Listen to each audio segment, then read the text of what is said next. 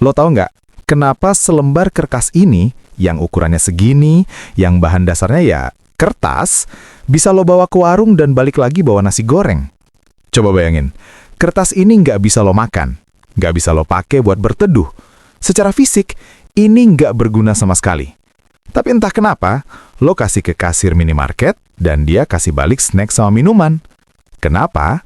Karena dia percaya orang lain juga bakal nerima kertas yang sama buat beli sesuatu. Dan kalau lo pikir lebih jauh lagi, itu agak gila nggak sih? Seluruh sistem ekonomi dunia yang nilainya ratusan triliun dolar basically jalan karena kepercayaan kolektif. Karena kita semua setuju bahwa kertas ini bernilai. Nah, di video ini, gua mau cerita gimana sih kita sampai di sini? Dari zaman manusia nuker barang langsung, sampai sekarang lo bisa bayar kopi cuma dengan tap HP. Terus, ada satu hal yang diam-diam ngerogotin nilai uang lo setiap tahun, namanya inflasi. Dan ini penting banget buat lo pahamin sebelum lo mulai nabung dan investasi. Oke, kita mulai dari awal banget. Jauh sebelum ada uang, manusia itu hidup dengan sistem barter, alias tukar-tukaran barang langsung. Lo punya gandum, gue punya sepatu. Deal! Kedengarannya simple kan? Tapi tunggu dulu. Bayangin lo lagi lapar banget dan punya sepasang sepatu di tangan. Lo mau nukar sepatu lo sama makanan. Terus lo ketemu petani gandum. Lo, bro, tukar sepatu sama gandum lo dong. Petani? Enggak ah, gue udah punya banyak sepatu. Gue butuh ayam. Nah, masalah, lo harus nyari dulu orang yang butuh sepatu dan kebetulan juga punya gandum. Ribet banget.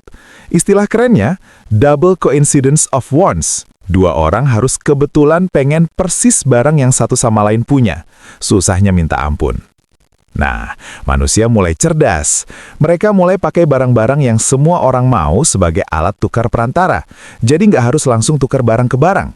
Di berbagai belahan dunia, yang dipakai beda-beda, tapi semua punya alasan yang masuk akal. Kulit hewan dan ternak, semua orang butuh. Tahan lama, susah dipalsuin. Garam, lo pasti pernah dengar istilah salary kan? Kata itu asalnya dari bahasa Latin, salarium, artinya pembayaran pakai garam. Seriusan, garam zaman dulu itu mewah banget karena bisa ngawetin makanan. Kerang kauri, di Afrika dan Asia, kerang jenis ini jadi uang selama ribuan tahun. Kenapa? Karena ukurannya seragam, cantik, dan susah dipalsuin. Tapi, semuanya tetap punya masalah. Kulit hewan berat, garam bisa larut kena hujan, ternak bisa mati. Manusia butuh sesuatu yang lebih praktis, tahan lama, dan mudah dibagi-bagi. Masuk, koin logam. Sekitar 600 sebelum Masehi, di sebuah kerajaan namanya Lydia, yang sekarang jadi wilayah Turki, muncul koin pertama di dunia. Terbuat dari campuran emas dan perak yang disebut elektrum. Dicetak sama pemerintah, punya nilai yang jelas, dan mudah dibawa kemana-mana. Ini game changer besar-besaran. Sekarang pedagang nggak perlu lagi angkut kambing ke pasar buat bayar, cukup kantongi beberapa koin. Tapi cerita belum selesai. Ribuan tahun kemudian, di China zaman dinasti Tang dan kemudian dinasti Yuan, atau sekitar abad ke-7 hingga ke-13, muncul inovasi yang bahkan lebih gila lagi.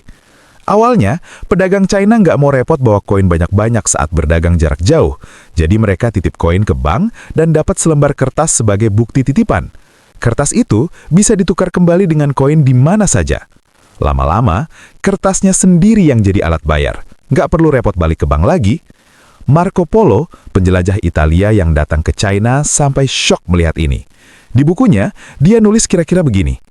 Raja mencetak kertas dan rakyat harus menerimanya sebagai pembayaran, dan hukuman bagi yang menolak adalah mati. Nah, itu agak ekstrim sih, tapi intinya, kepercayaan dipaksa dulu, lama-lama jadi kebiasaan. Oke, fast forward ke abad 20. Waktu itu banyak negara pakai sistem yang disebut standar emas. Artinya, setiap lembar uang kertas yang beredar itu dijamin sama cadangan emas beneran di brankas pemerintah. Lo pegang uang $100, artinya secara teori ada emas senilai $100 yang disimpan di Federal Reserve buat backup uang lo. Enak kan? Ada jaminannya. Tapi masalah datang setelah Perang Dunia dan Perang Dingin. Amerika butuh banyak uang buat biayain perang dan pembangunan. Cadangan emasnya nggak cukup. Cetak uang terus, tapi emas nggak nambah. Akhirnya, pada 15 Agustus 1971, Presiden AS Richard Nixon ngumumin sesuatu yang bikin dunia keuangan gempar. Amerika resmi cabut dari standar emas. Dolar nggak lagi dijamin sama emas. Dan karena waktu itu dolar adalah mata uang cadangan dunia, hampir semua negara ikutan. Sejak hari itu, uang yang lo pegang hari ini adalah apa yang disebut uang fiat. Fiat dari bahasa Latin, artinya biar terjadi atau karena kami bilang begitu. Jadi sekarang, nilai uang lo bukan karena ada emas di belakangnya. Nilainya ada karena pemerintah bilang itu bernilai dan karena kita semua setuju untuk percaya. Itu aja. Gila kan? Tapi ini bukan berarti sistemnya jelek ya. Justru karena sistemnya lebih fleksibel, ekonomi bisa tumbuh lebih cepat. Pemerintah bisa mengatur jumlah uang yang beredar sesuai kebutuhan ekonomi. Tapi, dan ini yang penting, fleksibilitas itu ada risikonya. Dan risikonya namanya inflasi. Kita bahas itu bentar lagi. Sabar dulu. Sebelum nyerempet ke inflasi, gue mau jelasin dulu satu hal yang kayaknya simpel tapi penting banget. Apa fungsi uang itu sebenarnya? Ada 3 fungsi utama, dan ini bakal relevan nanti. Fungsi pertama, alat tukar, medium of exchange. Ini yang paling obvious. Uang itu perantara supaya kita nggak perlu barter langsung. Lo kerja, dapat gaji. Gaji lo tukar sama kopi, makanan, tiket konser, Netflix, apapun yang lo mau. Tanpa uang, lo harus bayar kopi pakai jasa desain grafis, atau mungkin lo bagiin hasil panen. Ribet banget. Uang bikin semuanya efisien. Fungsi kedua, satuan hitung, unit of account. Uang itu alat buat ngukur dan bandingin nilai barang. Bayangin dunia tanpa satuan harga. Lo mau beli jaket, penjualnya bilang, harganya 3 jam kerja, atau 5 kilogram beras, atau 2 pasang sepatu bekas. Bingung kan? Uang bikin semua hal punya angka yang bisa dibandingkan. Jaket ini 500.000, kopi itu 35.000. Semuanya dalam satuan yang sama, jadi gampang dibandingkan. Fungsi ketiga, tempat simpan nilai, store of value. Lo bisa kerja hari ini, dapat uang, dan uangnya masih berlaku besok, bulan depan, bahkan tahun depan. Kalau zaman barter, lo nangkep ikan banyak hari ini. Besok ikannya busuk. Lo nggak bisa menyimpan kekayaan dalam bentuk ikan, tapi dalam bentuk uang, bisa. Catatan tambahan, ini juga yang bikin inflasi jadi masalah, karena inflasi menggerogoti fungsi ketiga ini, tapi nanti deh. Dan ada satu konsep simpel yang gue suka banget. Belanja lo hari ini adalah penghasilan orang lain. Waktu lo beli kopi 35.000 tadi, uangnya nggak hilang. Itu jadi penghasilan barista yang bikin kopi lo. Dia pakai itu buat bayar kos. Ibu kosnya pakai itu buat beli sayur. Tukang sayurnya pakai itu buat bayar bensin. Begitu terus. Uang itu mengalir, bukan menghilang. Dan aliran itulah yang disebut ekonomi. Keren banget, padahal cuma dari secangkir kopi. Oke, sekarang kita masuk ke bagian yang paling relevan sama kehidupan lo sehari-hari. Inflasi. Definisi simpelnya, harga barang naik dan daya beli uang lo turun. Gua kasih contoh konkret ya. Dulu, katakanlah 10-15 tahun lalu, lo ke kantin bayar 10.000, dapat nasi plus lauk plus teh manis. Sekarang, 10.000 mungkin cuma cukup buat es teh doang, tanpa nasinya. Itu inflasi. Kenapa inflasi bisa terjadi? Simpelnya, terlalu banyak uang yang ngejar barang yang dikit. Bayangin gini, di suatu desa ada 100 orang dan 100 biji mangga. Harga mangga Rp1.000 per biji. Make sense kan? Sekarang, tiba-tiba pemerintah kasih semua orang uang tambahan, jadi total uang di desa itu naik 2 kali lipat. Tapi mangganya masih 100. Sekarang semua orang punya lebih banyak uang dan mau beli mangga yang sama.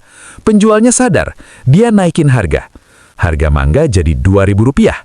Uangnya 2 kali lipat, tapi mangganya sama. Harga naik. Itu inflasi. Ini bisa terjadi karena 2 hal utama.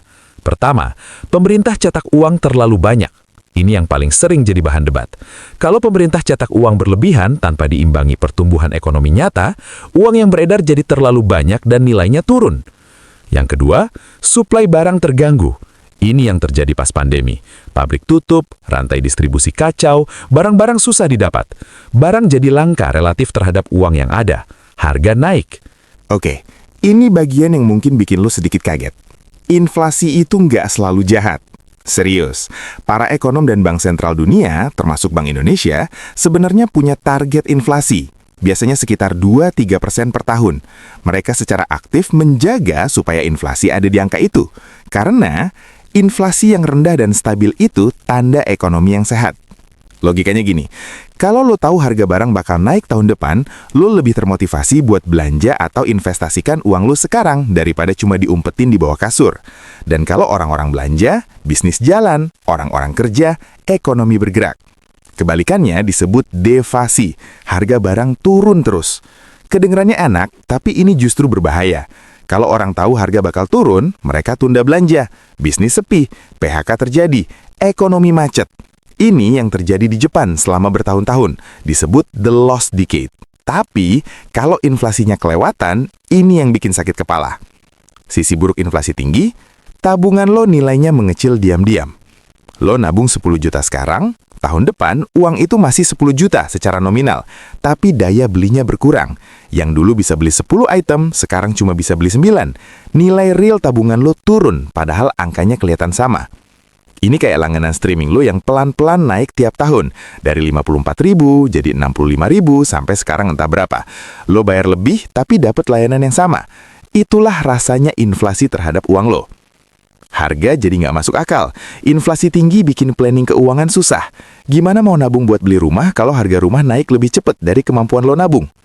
Orang yang paling dirugikan inflasi, penabung pasif, yang cuma simpan uang di tabungan biasa dengan bunga di bawah angka inflasi. Uangnya kelihatan nggak berkurang, tapi daya belinya terus menyusut. Oke, kita sampai di ujung. Gue mau rekap singkat apa yang udah kita bahas tadi. Pertama, uang itu bukan sekedar kertas. Uang adalah alat kepercayaan kolektif yang udah berevolusi selama ribuan tahun. Dari barter, ke garam dan kerang, ke koin logam meteran, ke uang kertas China, sampai ke uang fiat modern yang nggak lagi dijamin emas.